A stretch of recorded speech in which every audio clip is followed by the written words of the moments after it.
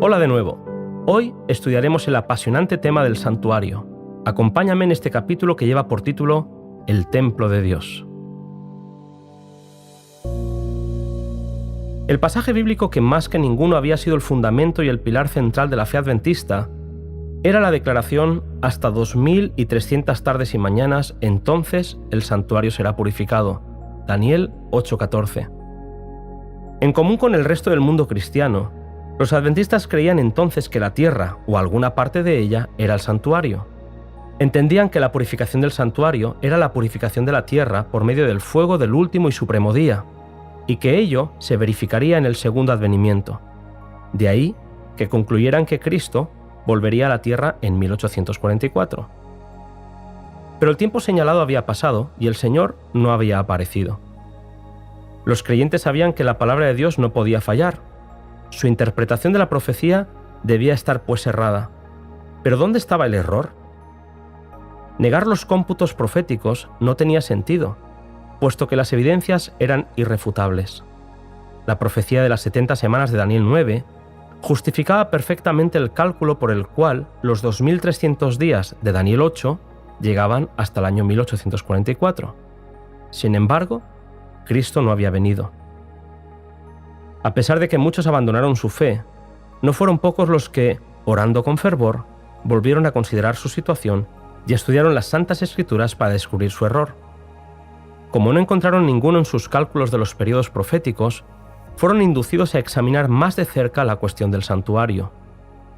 Descubrieron que en la Biblia no hay prueba alguna que justifique la creencia de que la tierra era el santuario. En el primer pacto, el santuario era el que levantaron en el desierto, que después llegaría a ser el templo que finalmente sería destruido primero por Nabucodonosor y posteriormente por Roma en el año 70. Tal fue el único santuario que existiera en la tierra. ¿Pero no tiene el nuevo pacto también el suyo? En el libro de Hebreos encontraron la respuesta. Hebreos 8:1 dice: lo principal, pues, entre las cosas que estamos diciendo es esto: tenemos un tal sumo sacerdote que se ha sentado a la diestra del trono de la majestad en los cielos, ministro del santuario y del verdadero tabernáculo que plantó el Señor y no el hombre. Uno fue el tabernáculo de Moisés y el otro el del Señor. Uno fue levantado por mano de hombre y el otro no. En uno ministraban sacerdotes y en el otro Cristo, nuestro gran sumo sacerdote, quien ministra a la diestra de Dios. Uno de los santuarios estaba en la tierra, el otro está en el cielo. Uno era la réplica del otro. Elena White escribe: el esplendor incomparable del tabernáculo terrenal reflejaba a la vista humana la gloria de aquel templo celestial donde Cristo, nuestro precursor, ministra por nosotros ante el trono de Dios. Estudiar el modelo terrenal ayudaría a entender el plan de salvación. Los estudiosos comenzaron a encontrar las respuestas que buscaban. En primer lugar, entendieron que el santuario del que hablaba Daniel no podía ser el terrenal, puesto que éste había sido destruido ya en el año 70. La profecía se refería indudablemente al santuario que está en el cielo. Pero quedaba todavía la pregunta más importante por contestar: ¿qué es la purificación del santuario? Y aún se podía preguntar más: ¿puede haber algo que purificar en el cielo? Los estudiosos hallaron el texto de Hebreos 9, 22 y 23, que dice: según la ley, casi todas las cosas son purificadas con sangre, y sin derramamiento de sangre no hay remisión. Fue pues necesario que las representaciones de las cosas celestiales fuesen purificadas con estos sacrificios, pero las mismas cosas celestiales con mejores sacrificios que estos. El mejor sacrificio del que habla este pasaje es la preciosa sangre de Cristo. Pablo dice que la razón por la cual esta purificación debe hacerse con sangre es porque sin derramamiento de sangre no hay remisión.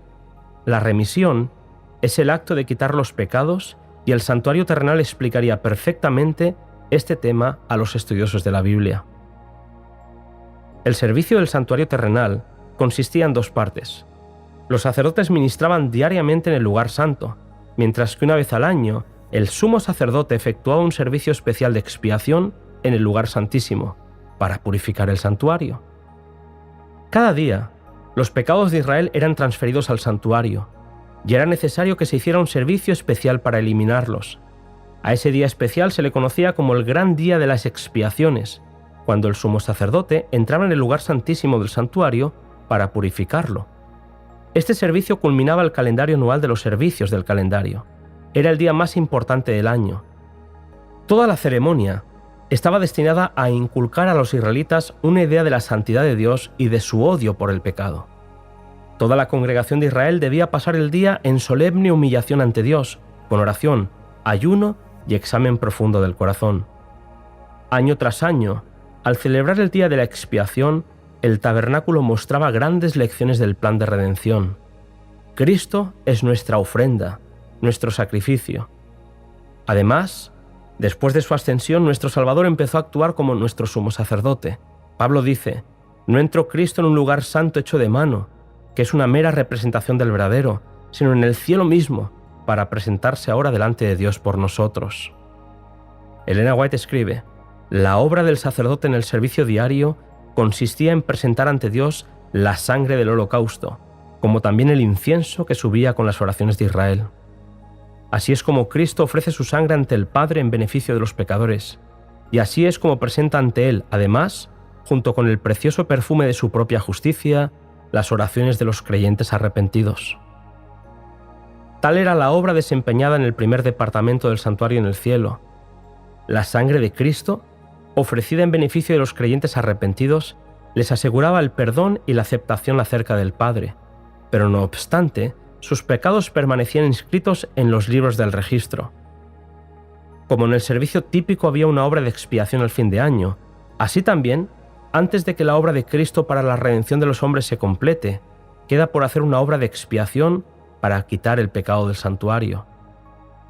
Este es el servicio que empezó cuando terminaron los 2300 días. Entonces, así como lo había anunciado Daniel el profeta, nuestro sumo sacerdote entró en el lugar santísimo para cumplir la última parte de su obra solemne, la purificación del santuario.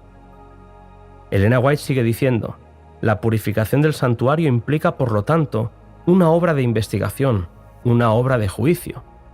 Esta obra debe realizarse antes de que venga Cristo para redimir a su pueblo, pues cuando venga, su galardón está con él, para que pueda otorgar la recompensa a cada uno según haya sido su obra».